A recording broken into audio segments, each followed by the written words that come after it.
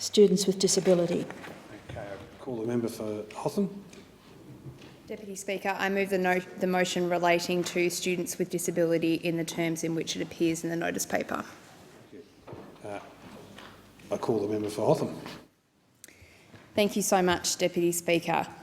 I know I'm not the only Australian and not the only person in this chamber who's been shaken by stories that we've read in newspapers over the past year about how our school system is struggling to deal with students with disability. We've read reports about widespread incidents of bullying against students with disability. We've heard from teachers who are really struggling without the training and support that they need to deal with students with special needs.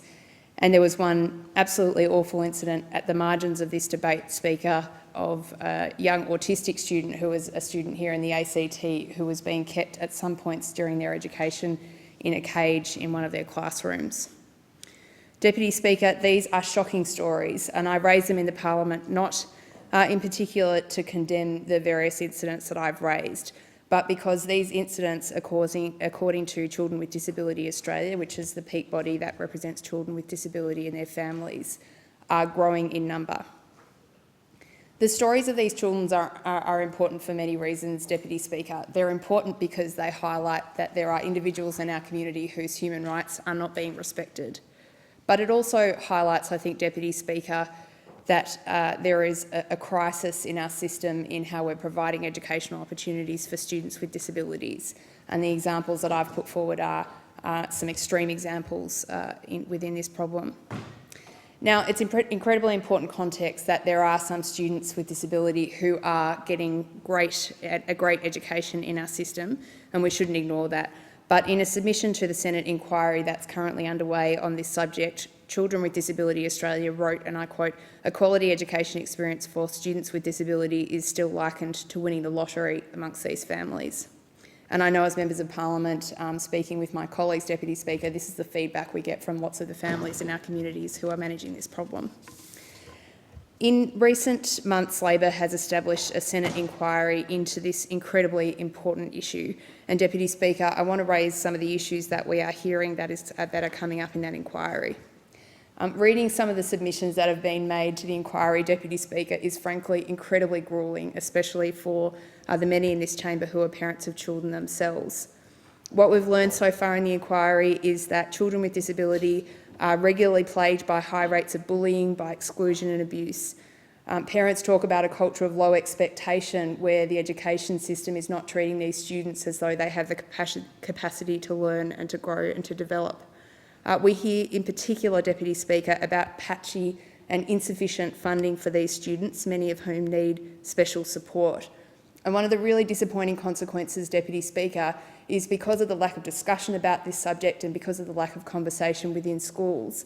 What we're finding is that students who are exhibiting difficult behaviour are being labelled as naughty and treated as though they're doing something wrong when in fact they're not getting the support that they need.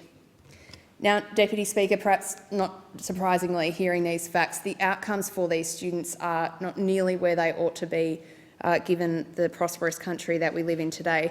A third of young people with disability don't ever finish school.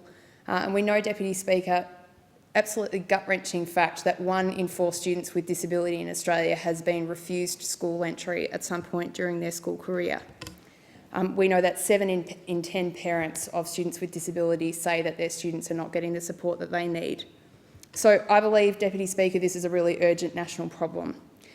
We heard some good rhetoric from the government before the election, and I have to say I really hope that we see some good bipartisanship on this issue of disability. That's certainly the talk that we hear.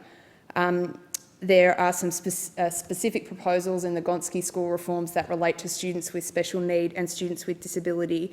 And I'm a bit frustrated, Deputy Speaker, that the undertakings that were made before the election by the Abbott government haven't been fulfilled to date. So I do want to call on the government to fulfil the election commitments that they made in relation to specific funding for students with disability.